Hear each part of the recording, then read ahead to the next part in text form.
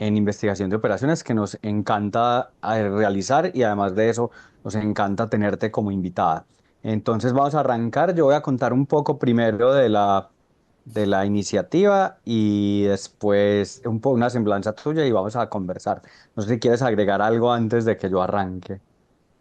No, Juan, gracias a ustedes por invitar. De verdad que es un honor estar acá. Ok, gracias Gina. Entonces, déjenme, yo me cambio al texto que describe la iniciativa.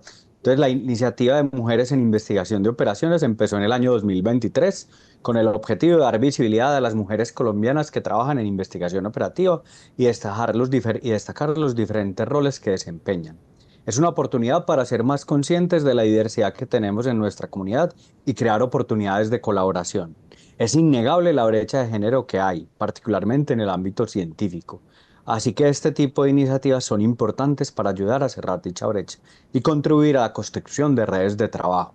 Esta iniciativa se enmarca en el ciclo de conferencias de asocio, como les contaba, desarrollado durante el año. Hasta ahora ya hemos tenido a las profesoras Lorena Reyes en la conferencia inaugural y a la profesora Eliana Toro, que además nos acompaña hoy, quienes nos han contado sobre su trayectoria profesional y algunos de sus trabajos en investigación operativa.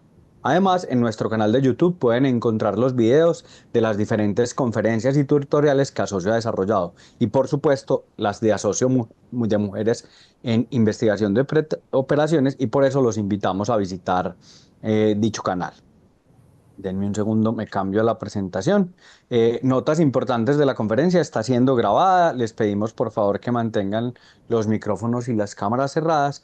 Y para las preguntas, hay unas preguntas que guiarán la conversación con Gina al principio, pero después de eso vamos a abrir el espacio para preguntas de la audiencia. Así que cuando tengamos el espacio, siéntanse en la libertad de escribir las preguntas en el chat o si las quieren hacer a viva voz, de levantar la mano. Eh, pues bueno, esta es una iniciativa de la Asociación Colombiana de Investigación Operativa, que entre otras queremos resaltar a nuestros miembros institucionales y desde la asociación buscamos brindar espacios de desarrollo y de reunión en el cual podamos crear estas redes. Yo me voy a saltar hasta para llegar rápido a la semblanza de Gina. Entonces, lo primero que hay que decir es que Gina es doctora en investigación de operaciones de la Universidad de Buffalo. La universidad cambió de nombre, era State University at Buffalo, ahora es solo la Universidad Buffalo, es así. Además de eso, es magíster en Ingeniería Industrial e Ingeniería Industrial de la Universidad del Norte. Actualmente es la directora del Departamento de Ingeniería Industrial de la Universidad del Norte, es presidenta del capítulo latinoamericano y del Caribe de la Production and Operation Management Society, y además de eso es editora asociada de un journal muy prestigioso que es Socioeconomic Planning Science. ¿Se me olvida algo que deba agregar, Gina, de tu semblanza, algo que quieras agregar antes de que arranquemos con nuestra conversación? Bueno, dale, Juan. Primero, la universidad sí sigue siendo de Sony Buffalo. Lo que pasa es que se le conoce por los dos nombres, Ah, ok. University of Buffalo y Sony Buffalo. Y que, bueno, también que soy review editor de CEPS. Ya Ok. no soy asociada, sino review Review editor. editor. Ok. Sí, eso desde este año. Desde este año, ok. Sí. Igual nos Desde vas a contar un poco de esa experiencia. Bueno, entonces yo me voy a cambiar a las preguntas que tengo por aquí, que compartimos previamente con Gina. Y la primera es preguntarte un poco, ya que hablamos de las universidades, hablar un poco de tus estudios. Lo primero es, ¿qué te motivó a estudiar ingeniería y en particular ingeniería industrial? O sea, ¿qué fue eso que te llevó a la ingeniería industrial y a la ingeniería? Vale, Juan. Bueno, nuevamente muchas gracias por la invitación. Buenas tardes a todos los que están presentes. Y quiero también aprovechar el momento, Juan, para felicitarlos por esta iniciativa. De verdad que me parece súper beneficiosa para la comunidad científica en general y sobre todo pues, para los jóvenes que nos escuchan.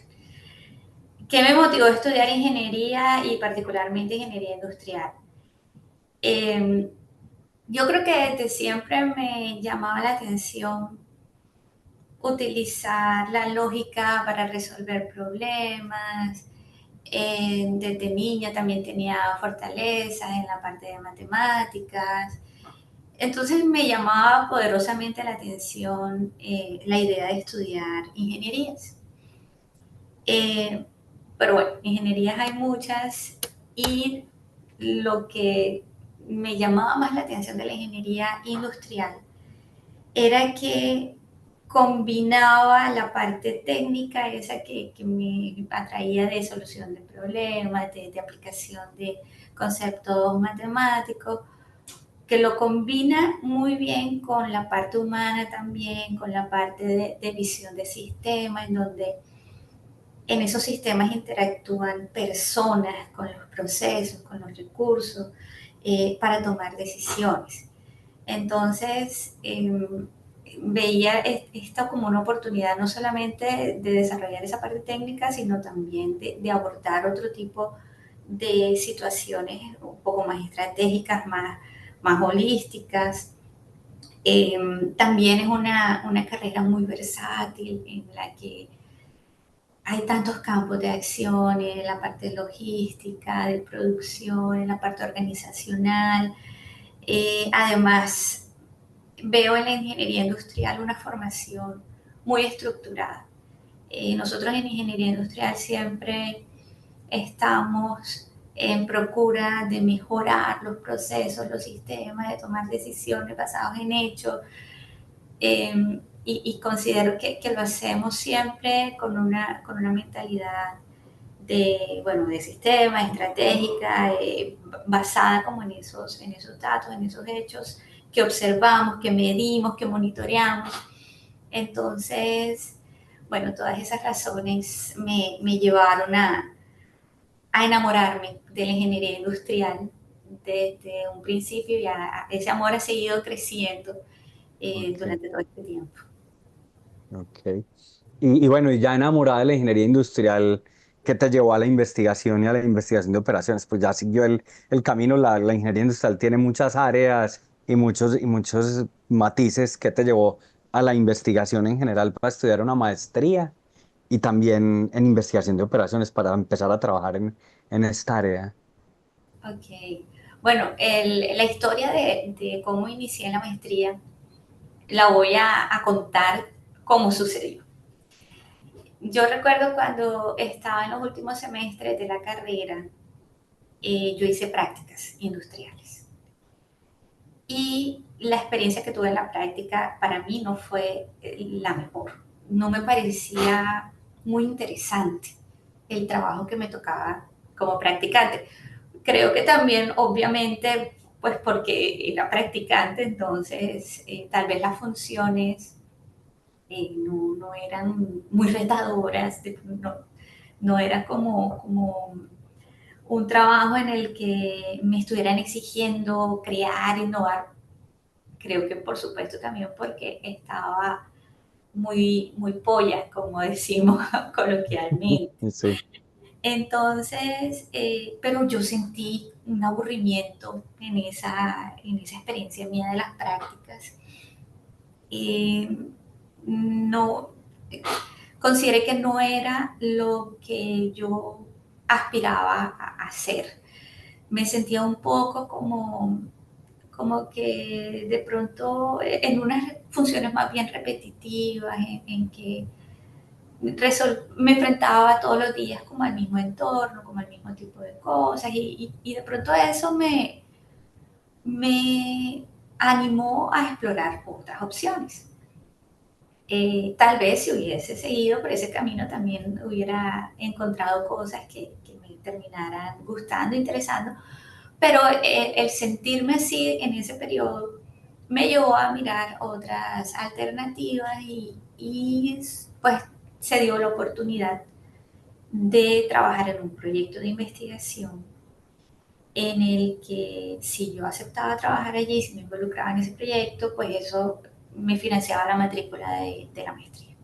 Ese fue un proyecto de investigación que sí es retador, que sí me llamó la atención, que sí me pareció divertido, que me pareció interesante. Recuerdo que era un proyecto de integrar control de calidad con cadenas de suministro, entonces era de mirar cómo, ah, digamos como que cuando hacíamos el control de calidad en los procesos, cómo eso podía impactar los costos a través de la cadena de suministro, porque por una parte se subían costos por las acciones de control de calidad, pero por otro lado se bajaban costos por productos no defectuosos, etcétera. Entonces se veía como de una manera integrada. Eh, en ese proyecto estuve de la mano de dos profesores que fueron quienes me ofrecieron la oportunidad y a quienes les agradezco mucho, que son Carlos Paternina y Rodrigo Barbosa, que en paz descanse. Y resulta que me atrajo mucho eso, me involucré y me terminó gustando mucho, mucho. Era algo más afín a mis intereses, a lo que yo espero realizar y no me he arrepentido, Ok, porque investigación sí he encontrado esa oportunidad de abordar diferentes retos. Entonces, eso me gusta, siento que puedo crecer de diferentes maneras, que no estoy como siempre enfrentándome todos los días al mismo tipo de problemas, sino que en unos periodos trabajo un proyecto y luego cuando culmina viene otro reto, o sea, hay como un dinamismo allí que me parece bien interesante. No quiero tampoco decir que en la industria, en el trabajo del día a día no existe eso, debería existir más, de hecho, creo que las organizaciones en Colombia se pudieran beneficiar un poco más de innovación, solo que en la investigación es más natural, es como la razón de ser. En la investigación siempre estamos tratando de abordar problemas diferentes, en contextos diferentes, y eso me ha parecido lo máximo. ok. Y entonces el camino te gustó tanto, tanto así que seguiste con un doctorado, pero eso fue inmediato o ya llegó más natural, o cuéntanos un poco ya cómo fue entonces eso de haber descubierto la investigación e irte a un doctorado en los Estados Unidos. ¿Cómo fue ese siguiente paso? Porque mm, después vino Ok, ese. sí, bueno, después de la maestría ya estaba a punto de defender la tesis de maestría y vinieron unas convocatorias de Fulbright en aquel entonces Colciencias para hacer doctorados en el exterior. Entonces me postulé para cursar el doctorado y se dieron las cosas.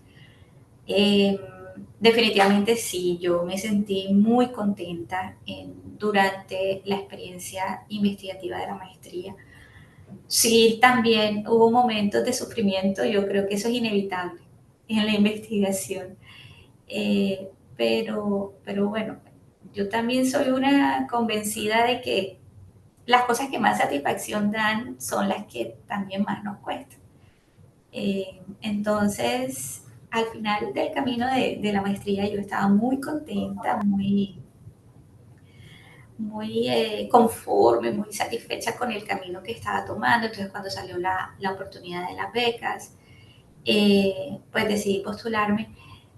No te voy a negar, Juan, que por un momento yo pensé que yo no me iba a ganar eso, que eso se lo ganaban los genios, las personas que eran, y no sé, diferentes a mí. Y creo que me animé como por intentarlo y bueno, después fui comprendiendo que eso no es así, que a veces nosotros mismos nos ponemos obstáculos, nos ponemos trabas, a veces no nos creemos las cosas que podemos lograr, a veces ni siquiera las intentamos. Y bueno, no, finalmente salió la beca para el doctorado y me fui para Búfalo, un lugar del que yo no había escuchado hablar solo de las cataratas del Niágara, que están muy cerca. Eh, pero bueno, el destino fue así. De las opciones de universidad que fui escogiendo, eh, por diferentes razones, el asunto se terminó yendo a que era en Búfalo y pues allá me fui. Ok. ¿Y cómo es eso de ser becario Fulbright? Cuéntanos un poco de becaria Fulbright. Pues yo no conozco, pues, siguen existiendo las becas Fulbright en algunos contextos. Y pues, ¿cómo fue eso de concursar? Porque uno muchas veces piensa eso que tú dices, eso yo no me lo voy a ganar. ¿Cómo es ser becario Fulbright? Y esta no estaba entre las preguntas, pero ya aprovechando que tocaste las becas Fulbright, si nos puedes contar un poco de eso, de cómo elige una universidad o qué pasa, cómo te eligen, qué tienes que tener diferente. ¿Ok? Bueno, a ver, en ese momento eh, había que tener, para la modalidad en la que yo me postulé, había que tener apoyo de una institución educativa acá en Colombia. Ok. Eh, no, en realidad no era educativa, de una institución en Colombia, de alguien que dijera, yo apoyo a esta persona, me interesa que vaya a hacer esto y cuando regrese yo la quiero recibir para que continúe desarrollándose. Entonces, el primer paso era contar acá con el apoyo de la Universidad del Norte. Eh, y bueno, ¿qué más te digo? Hay unos requisitos que había notas, exámenes, una cantidad de exámenes estaba el GRE, del TOEFL, de qué más, bueno, cartas de recomendación, eh, y listo. Eso se Ok. mandaba o yo lo mandé en una primera instancia, después vino una entrevista. Recuerdo que las personas de Fulbright vinieron hasta acá, hasta la Universidad del Norte. Éramos un grupo grande de postulados. Acá me entrevistaron y bueno, finalmente ahí salí beneficiada. Recuerdo que el inglés no era un requisito demasiado fuerte, como uno de pronto lo podría pensar. Ok. eh, no era así, porque además la beca Fulbright, y yo estoy agradecidísima de verdad con la organización de Fulbright, ellos también ofrecían unos cursos nivelatorios para las personas que tuvieran muy, muy alto potencial, pero que en la parte del inglés estuvieran como un poco deficientes. Entonces a esas personas se les ofrecía como parte del programa un curso antes, o sea que se fueran unos 3 meses antes, y les hacían un curso de inmersión total en inglés. Aquí, Juan, también te cuento otra cosa curiosa y es que el que era en ese momento mi novio también participó en la beca Fulbright y también la obtuvo, también fue favorecido y nos fuimos juntos a estudiar a la misma universidad. Y Ah, sí, y él hizo el curso de inmersión y te cuento que cuando él se fue no hablaba, solamente decía hello. Y ok. luego de 3 meses ya era pues algo muy diferente. Ok, Eh, qué buen. Dale, qué pena. no, no, es que me acordé que me preguntaste que cómo era lo de escoger la universidad. En ese aspecto recuerdo que inicialmente yo tenía unas universidades, pero en ese caso Fulbright no nos daba el apoyo financiero de la matrícula, sino que ellos nos presentaban ante universidades y las universidades estudiaban el perfil de los candidatos y entonces decían, bueno, listo, yo este candidato lo recibo y le ofrezco una beca o media beca o no le ofrezco beca, pero sí lo recibo. Entonces, si no ofrecían becas, pues había que ver de qué otra manera, si la Universidad del Norte o si de otro lado salían los fondos para financiar la matrícula. Y aquí voy a ser muy sincera, la Universidad de Búfalo me ofreció beca completa, así que para allá terminé yéndome. Eso fue la mejor de todas las opciones de las que tenía. Mm. En otra tenía beca, media beca, pero pues la Universidad de Búfalo sí me dio completo, beca completa, entonces para allá me fui muy contenta. Ok, ok, bueno, no muy contenta y acompañada además. Y acompañada, sí. Sí, sí. Bueno, no, para continuar con lo de la investigación y el doctorado, pues hay uno de esos artículos que creo que es de tu época del doctorado, que es de logística humanitaria, que es una revisión que además hace que seas una de las autoras más citadas en Latinoamérica con un review de logística humanitaria. Quisiera que nos contaras un poco de tu trabajo y tu interés por la logística humanitaria, que es esa una de las áreas en las que trabajas y por las que eres reconocida. Ay, Juan, muchas gracias por esas palabras. Dale, bueno, te cuento cómo surgió eso.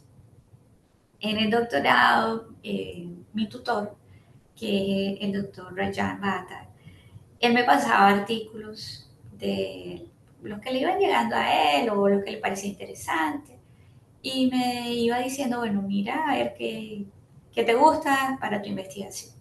Y recuerdo que me dio un artículo de logística humanitaria que hablaba algo de cómo prepararse ante huracanes, no me acuerdo si era evacuación, ahora ya no me acuerdo de todo, pero sí recuerdo que me gustó mucho el tema, fue como si me hubieran abierto un universo completamente nuevo, porque siempre había asociado lo que es la ingeniería industrial, la investigación de operaciones, con aplicaciones más a empresas, más como a las actividades comerciales. Entonces, cuando vi esta investigación, digo, wow, pero por supuesto, sí, nosotros en investigación de operaciones lo que tratamos es de modelar procesos y sistemas y de hacerlos mejor. Obviamente, esto tiene cabida en muchas otras cosas que no necesariamente son actividades comerciales y que qué lindo llevar esto a un plano en donde se puedan tomar decisiones que mejoren la vida de algunas personas de alguna manera. Entonces, comencé en el trabajo de investigar y ese artículo que tú mencionas, Juan, yo lo atesoro en mi corazón, no solamente por el número de citas, no es solo por eso, no tanto por eso, sino porque gracias a ese trabajo yo aprendí muchísimo, aprendí mucho, mucho porque revisé muchos artículos, muchas investigaciones, entendí muchas cosas. De verdad que fue como adentrarme en un mundo maravilloso en donde se han hecho muchas cosas, hay muchas otras por hacer. Y bueno, de ahí surgió ese interés por la logística humanitaria. Eh, Luego entonces ya vino pues el asunto de definir mi tema de tesis, que lo llevé por huracanes, similar a aquel artículo que me motivó, que consistía en preposicionar, viene de ayuda cuando viene un huracán. Entonces, gracias a eso aprendí muchas cosas, no, estoy lejísimo de ser una experta en huracanes o en oceanografía, pero sí aprendí cositas interesantes de cómo es ese proceso de pronóstico del huracán, de cómo se dan las advertencias, de cuáles son las características de los huracanes, cuáles son como las alertas, las señales de alerta. En fin, eh, después de eso he tratado de seguir conectada con estos temas de logística humanitaria. Hemos hecho algunos trabajos de preparación para inundaciones acá en el sur del Atlántico.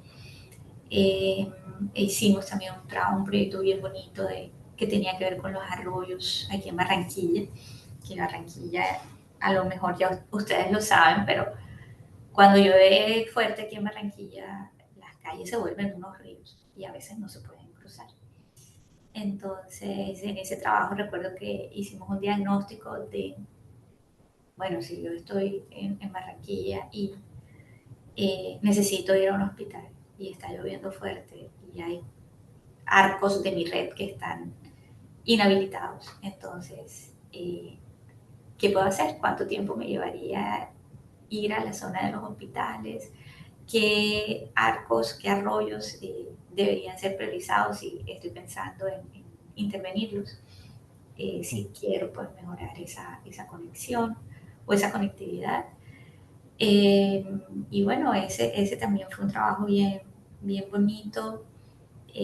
Luego, ¿qué más? Recientemente también trabajé en un proyecto que también atesoro, que fue ha sido muy importante para mí por el impacto que creo que también puede tener. Es un proyecto que no es propiamente de logística humanitaria, pero que también tiene relación con eh, momentos de emergencia, de crisis. Bueno, un desastre es cualquier evento que es adverso y que desborda las capacidades de poder afrontarlo con las medidas estándar. Entonces, resulta que en nuestro país hace algunos años estamos en fenómeno migratorio en el que precisamente las autoridades y la infraestructura eh, no tienen como o no tenían en un principio, bueno, no sé, no me quiero atrever a lanzar juicios de cómo estamos ahora, pero el asunto es que sí se vio un reto para nuestro país en muchos aspectos de cómo afrontar este fenómeno migratorio. Entonces, hicimos un proyecto que fue financiado por el programa PEER, que hace parte o hizo parte de una iniciativa de la National Academy of Science. Y en ese proyecto combinamos investigación de operaciones con Machine Learning. Trabajamos de la mano con el Immigration Policy Lab de la Universidad de Stanford, porque ellos tienen como un approach, una metodología que consiste en combinar esto de Machine Learning con investigación de operaciones para hacerle recomendaciones a los migrantes que llegan a un país acerca de dónde podrían ubicarse para maximizar las probabilidades de integración socioeconómica. Wow. Entonces, trajimos eso acá a Colombia y lo adaptamos y tuvimos allí unas cosas bien interesantes que además compartimos con agencias acá en Colombia. Pero es súper interesante eso Sí, de combinar herramientas de Machine Learning, investigación de operaciones y con un fin como ese, porque además es un fin de bienestar de una persona que precisamente está en un momento difícil de su vida. Sí, sí, sí. sí, Juan, de verdad que sí. Fue un proyecto también muy lindo. Y bueno, le entregamos resultados a la oficina de ACNUR, Ah, agencia, ay, ¿cómo se dice eso? La agencia esta para refugiados y migrantes de las Naciones Unidas. Y ellos ok. allí usaron esa información como insumo para un piloto. Oh, Entonces, qué bien. muy contentos con ese proyecto, fue muy bonito. Además que también, no es solamente la parte, lo que hablábamos en un principio, Juan, no es solamente la parte técnica, sino cómo eso también se combina con lo humano. Entonces, fue un proyecto en el que además tuvimos acercamientos con la comunidad, tuvimos grupos focales y esa interacción también fue muy enriquecedora. Voy a aprovechar eso que cuentas y la conexión anterior que hiciste con los inicios y de por qué elegir la ingeniería industrial, porque ahora dijiste algo que una de las cosas que te atrajo de la logística humanitaria fue eso de que ya no era una aplicación netamente comercial, ahora traes a colación, por ejemplo, esto que impacta la vida de las personas. ¿Cómo ves eso? Además, porque es un rol privilegiado del que vamos a hablar ahora y, pues, y conoces más, pero eso de la aplicación de las herramientas de investigación de operaciones en ámbitos públicos, sin ánimo de lucro, este tipo de problemáticas que se alejan un poco de lo que llamaríamos tradicional, aunque ya no lo es, de la ingeniería industrial y la investigación de operaciones, desde esa visión privilegiada que tienes con toda la experiencia y en lo que has trabajado. Bueno, a ver, Juan, yo creo que desde la investigación de operaciones es mucho lo que podemos hacer en diferentes contextos, en diferentes áreas. Hay problemas que pareciera que no tienen nada que ver con investigación de operaciones, pero no. Resulta que cuando estudiamos un poco más el asunto nos damos cuenta que sí se pueden modelar aspectos, que sí podemos traducir esos problemas que son como más de corte social a cosas que podemos trabajar desde la investigación de operación. No siempre es fácil, eh, creo que es importantísimo, por una parte, tener siempre, estar alertas como a captar esas oportunidades, a mantener una mente creativa, abierta. Por ejemplo, hace poquito estábamos trabajando con un profe en unas convocatorias. La idea que hemos propuesto es, bueno, hay un problema que es de targeting, tú eres una organización que tiene programas de ayuda, pero a veces no es fácil como organización saber cómo distribuyes a las comunidades que tú quieres ayudar en esos diferentes programas. Entonces hay perfiles que de pronto, a ver, por poner un ejemplo, Juan, si tienes un programa que apoya, no sé, educación, hay otro que es que apoyo huertos desde casa, que apoyo, tienes como diferentes iniciativas. Entonces a veces hay un problema en cómo hago para hacer esa asignación de personas de mi comunidad a esos diferentes programas si lo que busco es maximizar ese impacto en la comunidad.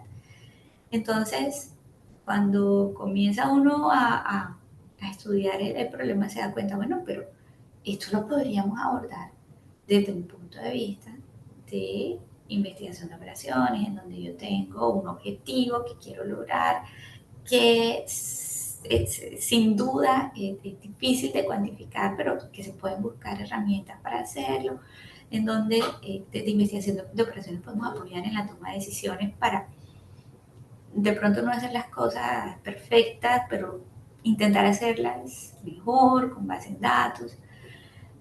No siempre es fácil, no siempre, idealmente, chévere que siempre tengamos a un socio que está dispuesto a trabajar con nosotros, en el que podemos apoyarnos para buscar datos, para testear posibles alternativas, etcétera. No siempre es fácil ubicar ese socio, no siempre es fácil como convencer que, mira, es que aquí sí hay algo en lo que nosotros podemos aportar. Pero bueno, son retos que hay que asumir y creo que sí, de verdad, hay muchas oportunidades que podemos seguir explorando para seguir aplicando investigación de operaciones en muchas áreas, muchos sistemas y contextos. Uy, gracias por ese consejo. Yo tengo que reconocer que cuando intenté en algún momento trabajar en logística humanitaria, eso de conseguir un socio es bastante difícil. Y por lo que veo, tú has tenido la oportunidad de tener socios diversos, Naciones Unidas, otras instituciones por fuera del país. Entonces, eso es bien difícil. Yo creo que esa es una de las partes que en logística humanitaria es bien retadora, creo yo. Hay Sí, algunos colegas que lo han logrado, pero no es fácil. De hecho, nosotros tenemos en Asocio un equipo de trabajo en logística humanitaria y hay algunas personas que han logrado ese tipo de vínculos, y ese consejo que nos das es súper valioso. Sí, sí. Vale, Juan. No, y te cuento una anécdota. Ahora que te escuché, me la recordaste.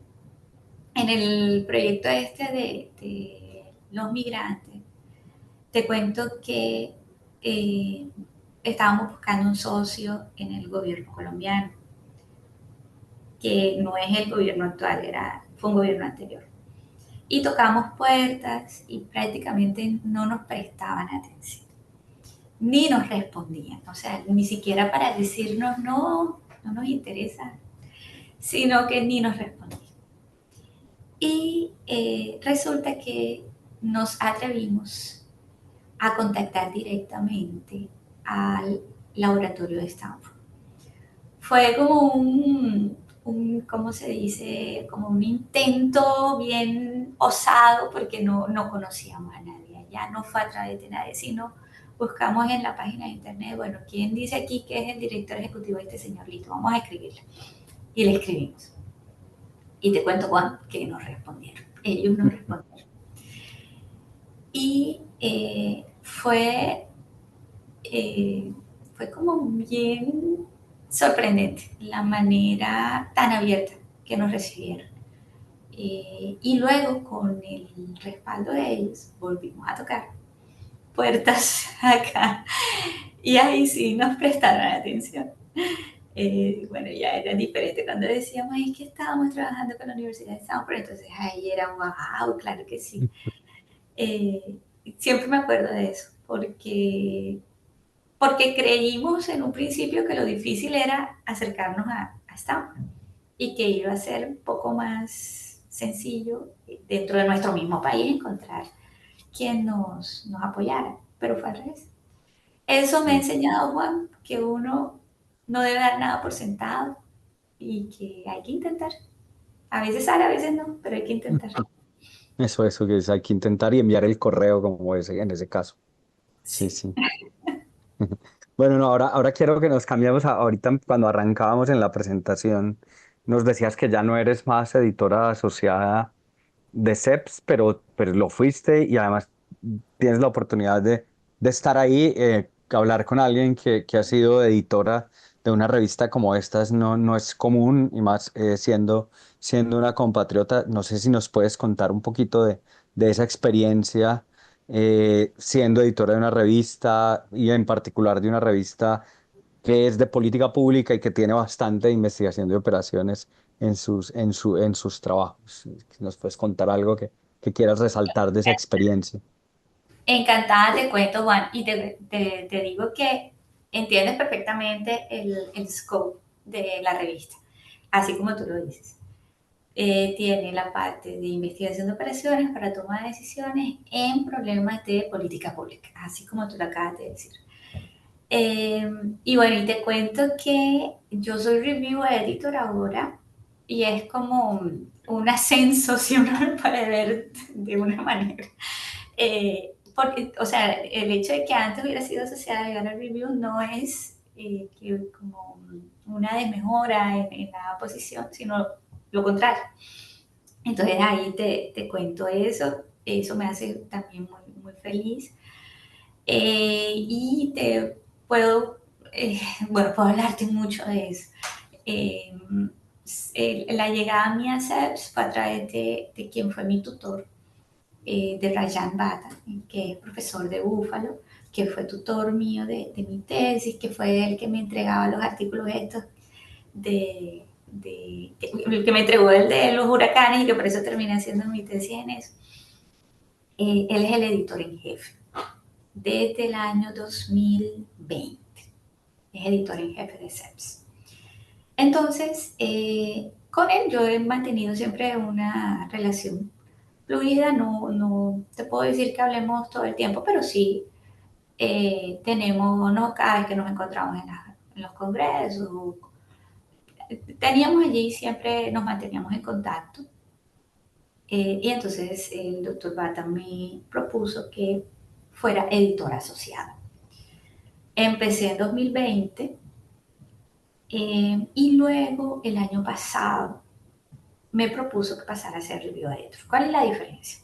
Editor asociado es quien recibe del editor en jefe artículos y quien debe buscar entonces los revisores de esos artículos y maneja como de ahí en adelante la decisión, recibe los reportes de los revisores, los consolida y emite una recomendación que le llega al editor en jefe. Y entonces el editor en jefe manda pues la decisión final a los autores. En el review editor, que es el rol que tengo desde enero de este año, estamos, él se llama Xiao Feng, de la Universidad de Texas, y yo como review editors.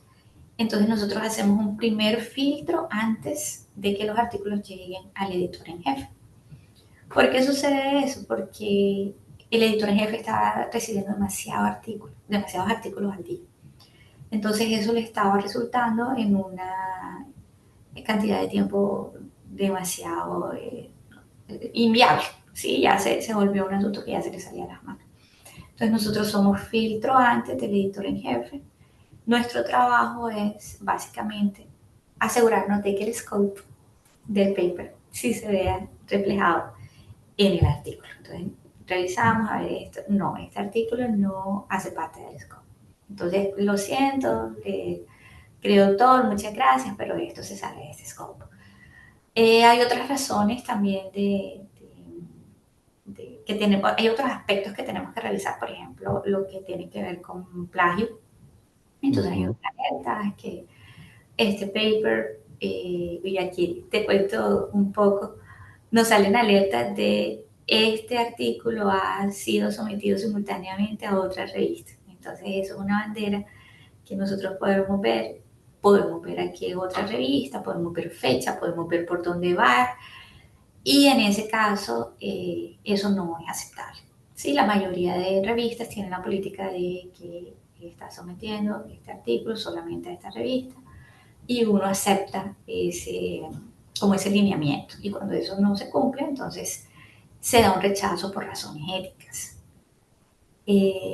Hay otros artículos que transferimos a otras revistas y así. Los que sí consideramos que cumplen con el scope de la revista, los enviamos al editor en jefe, que es Rajamat, y entonces él ya luego sigue el curso normal, se los asignan a los editores asociados y ya sigue el resto del proceso. Eso es básicamente lo que hago en CEPS. Me gusta, me encanta,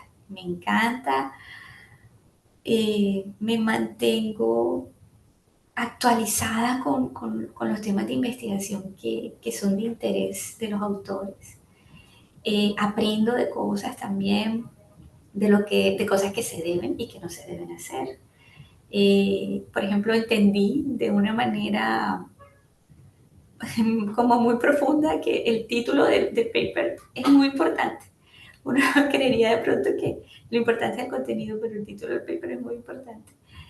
Eh, ¿Qué más? He aprendido muchas cosas de esta experiencia, de cuando estuve en el rol de editora asociada.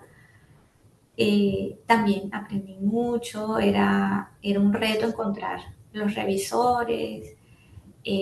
También allí conocí mucha gente porque había que estar hablando con los revisores, comunicándonos, bueno, con investigadores de todo el mundo.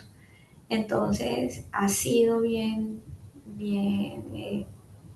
interesante la experiencia en CEPS. Y bueno, y voy a hacer ahí una cuña publicitaria de CEPS. CEPS es una revista que va en crecimiento, tiene un factor de impacto que va en crecimiento. De las revistas del grupo del Elsevier, es una de las que mm, tuvo cambios positivos en los últimos años, ¿okay? En cuanto a ese factor de impacto y al site score. Eh, entonces, bueno, no creo que es un muy buen espacio en el que pudiéramos compartir nuestras publicaciones siempre que pues, pertenezcan al scope. De hecho, aprovecho ya que estás haciendo promoción y es que esperamos poder tener un número especial de CEPS para Clayo 2026. Eso está todavía en proceso de conversación, pero eso es algo que queremos tener y ya empezamos las conversaciones con el profesor Bata y nos envió a uno del board, porque allá uno, ahora que cuentas los review editor, tiene uno que está el editor en jefe, pero hay un equipo completo que hay un editor encargado de los números especiales que están estos review editors. De hecho, yo no sabía que existía este rol de review editor y debe tener un montón de trabajo porque con la cantidad de envíos que hay, yo me imagino la cantidad de artículos que tienes que procesar, leer, revisar y decidir en un día o en una semana debe ser muy grande. Sí, la clave, Juan, es todos los días dedicarle un rato. Como me pasó en carnavales que no, no le dediqué todos los días, ahí sí hubo problemas porque se me acumularon 4 días de sometimiento. Entonces, pero siempre que voy juiciosa, dedicándome un espacio al día, es manejable el asunto. Y no, muy contenta con eso del Clayo. Tuvimos, de hecho está abierta todavía en la convocatoria del Special Issue de la conferencia de POMS, capítulo Latinoamérica, que tuvimos en marzo en Cartagena. O sea, a partir de ahí, nosotros también creamos en CEPS un special issue que cierra el 30 de marzo y ha tenido buena acogida. Es precisamente acerca de eh, modelos y de metodologías basadas en datos. No sé si lo has visto, Juan. Sí, sí, Eh, sí. ok. Sí, sí, sí, sí, sí, No. sí. Antes, gracias por resaltar que no sabía que todavía estaba abierto. Sí, sí, sí. Sí, sí, cierra el 30. El 30 de Ok. marzo ya no va más. Final no va más. No, ok. Pero ya tocaste un punto, hablaste de POMS y de la conferencia, y eso nos introduce además con el siguiente rol que quiero resaltar tuyo y que quiero que nos cuentes, ese rol de liderazgo. Pues eres líder en dos ámbitos bien diferentes. Por un lado, eres directora del Departamento de Ingeniería Industrial y por el otro eres la presidenta del capítulo de Latinoamérica para POMS. Y entonces, ¿cómo es el rol de liderazgo de las mujeres en la Academia Colombiana Internacional, en las asociaciones, en los departamentos, en las universidades? Si quisieras hablar un poco de eso, desde tu visión, es precisamente como líder de la academia en un par de cosas de esas. Bueno, Juan, empiezo contándote que son roles totalmente diferentes. En el de POMS, no sé si conocen toda la junta que conforma el capítulo Latinoamérica de POMS, pero te cuento que solo tenemos un hombre y todas las demás somos mujeres. No, el compañero que está en la junta es Edgar. Edgar Gutiérrez. Sí. Edgar, sí. Y de resto somos, está Sofía Pérez, está Ágata Silva, Oriana Calderón, hay bastantes colombianas. Ágata no es colombiana, pero Sofía es colombiana, Oriana es colombiana. En fin, somos como 5 mujeres y Edgar. Entonces, eso te lo cuento como con orgullo, contenta de que qué bonito ver en esa junta tantas mujeres. Eh, Recuerdo que, bueno, fíjate Juan, que yo para la presidencia de POMS, yo era candidata junto con Carlos Paternina, que ahora está en la Universidad de San Diego, y yo pensé que yo no iba a ganar esas elecciones. Eh, y bueno, cuando quedé muy contenta y ha sido una experiencia bien, bien bonita el estar ahí compartiendo con todas estas chicas que son súper inteligentes, que son capaces de tantas cosas. Eh, y bueno, también Edgar, o sea, hemos hecho un equipo magnífico, eh, nos comunicamos muy bien, hay mucha como mucha cercanía, las decisiones las tomamos en conjunto. Yo soy la presidenta, pero la verdad allí es un trabajo de equipo. Eso quiero que quede muy claro. En el caso de todo lo que hacemos en POM es un trabajo muy de equipo y me siento muy afortunada de contar con ese equipo. Eh, Quisiera hacer como más cosas, de hecho me encanta esta iniciativa de estas conferencias de mujeres en investigación de operaciones que ustedes tienen en Asocio. Creo que podemos hacer algo más para como abordar esta parte de la inclusión desde el punto de vista de POMS, capítulo de Latinoamérica. Estamos en mora, me parece, que de hacer eso, sobre todo teniendo la Junta tan mayormente constituida por mujeres. Y bueno, no, ha sido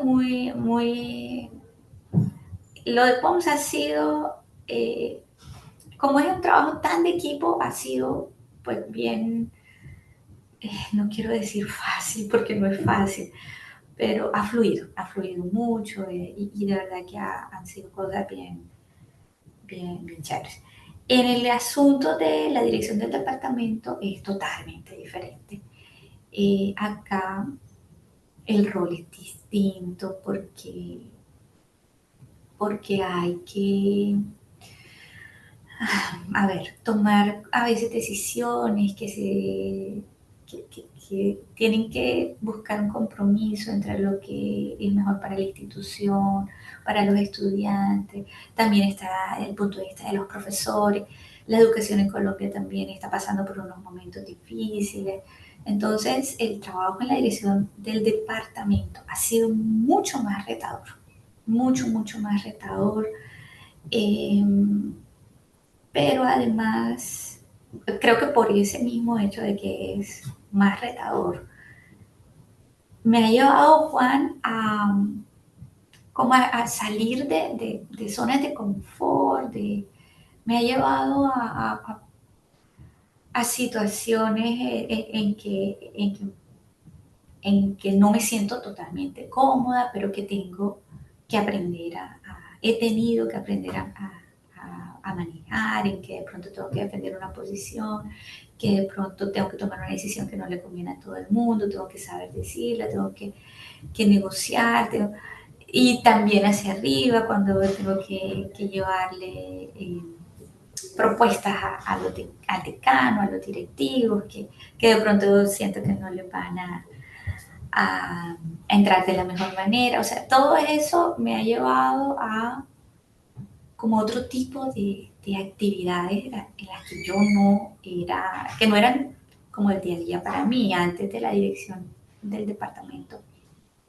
Más bien yo interactuaba como con pocas personas, con quienes yo más me sentía afín, con los que trabajamos en los grupitos de investigación y esto, bueno, obviamente con mis estudiantes, pero en la dirección eso cambió. Ahora tengo que interactuar con las oficinas de la universidad, con todos los profesores, es decir, o sea, el reto ha sido mayor, eh, pero ha sido, yo siento que me ha servido mucho para crecer, para, para descubrir cosas en mí que no sabía que existían, para fortalecerme, para también identificar cosas que quiero mejorar, en las que quiero trabajar.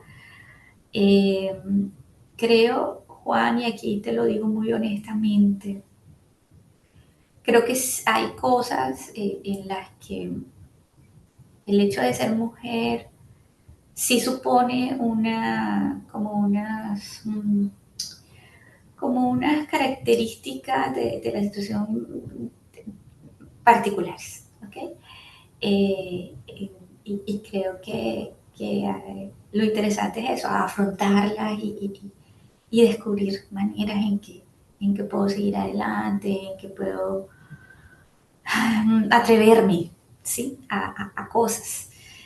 A veces tengo iniciativas y de pronto cada vez me siento más segura en la medida en que en que he ido atreviéndome a proponer, a resolver. Entonces eso me ha ido como llenando de seguridad y me ha impulsado a atreverme a más cosas, a hablar de pronto de temas que hace unos años yo no hubiera querido abordar desde la comodidad en la que yo también estaba.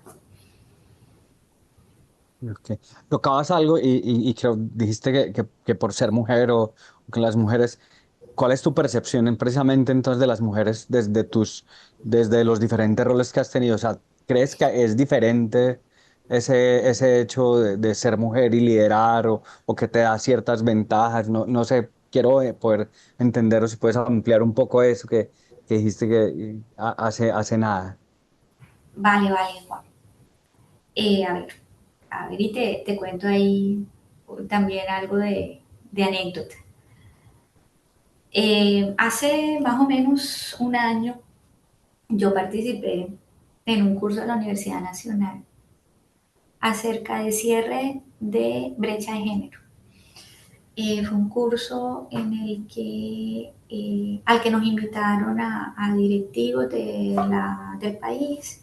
Era financiado con fondos de una convocatoria alemana. Y te estoy contando esto, Juan, porque cuando yo llegué al curso, yo fui con una mentalidad y salí con otra. Recuerdo que hubo una pregunta al principio del curso. El curso fue en dos momentos. En la primera sesión a finales de 2022, no 23, y la otra sesión como en mayo de 2024. Y nos hicieron una pregunta. Nos preguntaron que si alguna vez nos habíamos sentido en desventaja por ser mujeres, sobre todo en la parte del trabajo, que si nos habíamos sentido discriminadas, que alguien de pronto nos hubiera cerrado oportunidades. Y la gran mayoría dijimos que no. No, no, para nada, no, no, pero muchas además que dijimos que no, dijimos, conozco sí he sabido de casos, pero no, yo no. Luego, cuando comenzamos como a adentrarnos en ese curso, empezaron a salir algunas cosas que me hicieron repensar esa respuesta. Eh, por ejemplo, pongo un ejemplo. Se hablaba del síndrome de la impostora. Ujú. Yo nunca había escuchado de eso, nunca le había prestado como atención ni nada. La verdad, no tenía ni idea. Síndrome de la impostora. Y de pronto entonces, cuando comienzo a escuchar de eso, eh, miércoles yo decía como, es que esto no es únicamente, yo a veces no he sentido estas inseguridades, no solamente porque yo soy yo, por una cosa mía, que era lo que yo pensaba, que era como de mi personalidad, pero comenzaba a ver que es que resulta que somos muchas las mujeres que compartimos eso. Entonces ya ahí comienzas tú a pensar, a reflexionar, a decir, es que tal vez de pronto es que no es que sea yo, es que de pronto esto es algo asociado un poco a estas diferencias a las que nos enfrentamos hombres y mujeres. Otra de las cosas que comenzábamos a discutir era acerca de la falta de datos en investigación, eh, en diversas áreas, en lo que es enfocado específicamente para mujeres. Y son cosas de las que yo nunca en mi vida había pensado. Y de pronto era como que, wow, no pensaba que esto de verdad importara, no ni siquiera que importara, no sabía de esto, ¿sí? De esta brecha de datos. Entonces, eh, yo creo, Juan, que sí, definitivamente hay como unos retos que sí tienen su razón de ser en el hecho de que unos retos que son diferentes para los hombres versus mujeres. O sea, hay cosas que creo que sí, desde nuestra educación de casa, de lo que vemos día a día, del lenguaje. O sea, creo que sí hay algunas cosas allí que son diferentes. Que también estoy convencida de que la brecha de datos existe. Por poner un ejemplo, eh, en música. Entonces resulta que un caso conocido de esa brecha de datos y brecha como en el diseño, bueno, que los mejores pianistas son hombres. Entonces, de pronto es que los hombres naturalmente son mejor pianistas y bueno, y así son y bueno, no nos vamos a quedar. Pero también cuando comienzas a mirar, hay como una relación entre el tamaño de la mano y la habilidad que puedes tú llegar a tener Mm. cuando estás tocando el instrumento, en este caso el piano. Y resulta que, bueno, hombres y mujeres tenemos diferencias en promedio, estadísticamente, en el tamaño de nuestras manos. Entonces, si los pianos están hechos para manos que tienden a ser más grandes, pues no debería asombrar tanto que quienes tienen manos más grandes de pronto tengan una mayor facilidad. Pero si de pronto hiciéramos otra versión para quienes tienen manos pequeñas, de pronto veríamos otras cosas. Entonces, eh, creo que es un ejemplo muy claro del tipo de cosas que a veces no vemos, pero que si adentramos un poquito, si como que si profundizamos un poquito, ahí la vamos a encontrar. Creo que también hay muchas cosas que se han logrado y eso no se puede desmentir. Sí, creo que el papel de la mujer y lo que podemos acceder ahora es abismalmente diferente respecto a si miramos 20, 15 años atrás. Pero creo que hay que continuar en ese, en ese trabajo.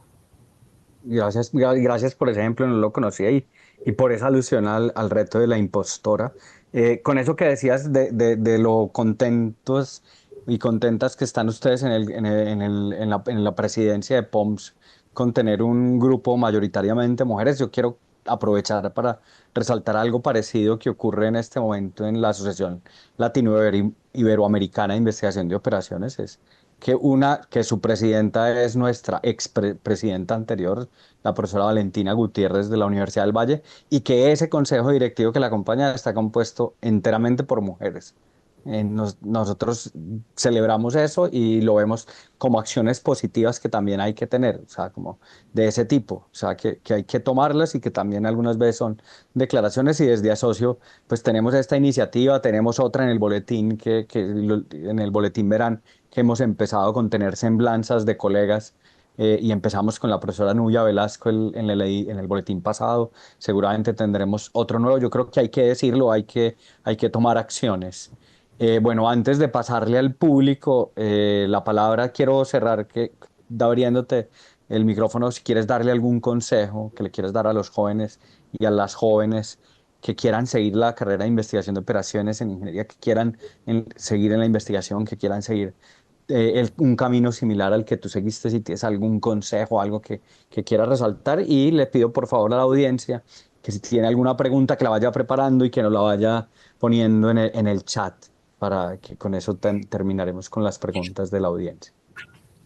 Bueno, sí, ¿qué consejos les podría dar? Eh, Creo que uno hay que explorar, hay una cosa y es que, bueno, a mí me gustó mucho la investigación, eh, pero no es el camino ese es mi camino.